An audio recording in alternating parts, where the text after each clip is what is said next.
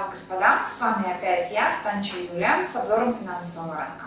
Вчерашний день у нас был достаточно серьезным, полным новостным фоном, поэтому, как вы помните, мы распределяли и повторяли в принципе, выбора торговли вас как трейдеров, то есть то ли участвовать в процессе новостного фона и реагировать на данные фактические, которые выходят, то ли непосредственно рассматривать технический процесс исключительно. Ну, конечно же, есть еще одна позиция, это вообще исключить вчерашний день из торговли, дабы минимизировать позиции по рискам. Но последний вариант я для себя выбрал на вчерашний день, учитывая, что в основном новостной фон он преподался на одно время разными сторонами, что могло, в принципе, давать даже искажение тех же фактических данных и данных по ожиданиям.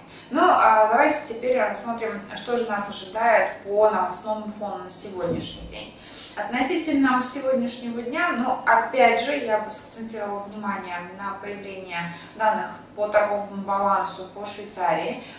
Как мы видим, в принципе, изменения уже произошли, не сверхсущественные, но, в принципе, как говорится, свою отметку изменили. Дальше у нас также по Швейцарии идет решение швейцарского банка относительно базовой ставки. Ну, можно сказать, что это процесс такой поддерживающий. И вот такие уже начало, наверное, достаточно более серьезной активности, которую можно ожидать, то это данные по Евросоюзу, более серьезные данные, это речь президента Европейского центрального банка Драги и, естественно, дальше уже экономический саммит и заседание по текущему вопросу. Поэтому вот здесь вот можно сказать, что с 12 часов по Киеву активность на рынке может достаточно серьезно возрасти. Опять же, это как раз вот тот элемент, где говорить четко и прогнозировать, какой именно результат получится на выходе, к сожалению, невозможно, потому что подниматься будут вопросы,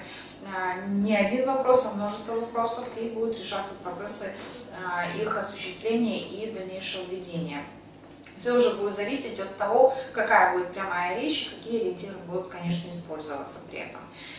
И далее можно сказать, что у нас под занавес торгового дня у нас 18:30 будет по Британии речь Комитета по денежной политике Банка Англии. И, конечно же, еще публикация результатов стресс-тестов.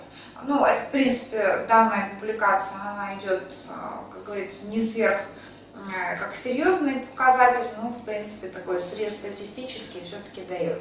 Поэтому вроде, как говорится, таких сверх в количественном формате данных не так много, как вчера, но все-таки их особенность тоже очень существенная.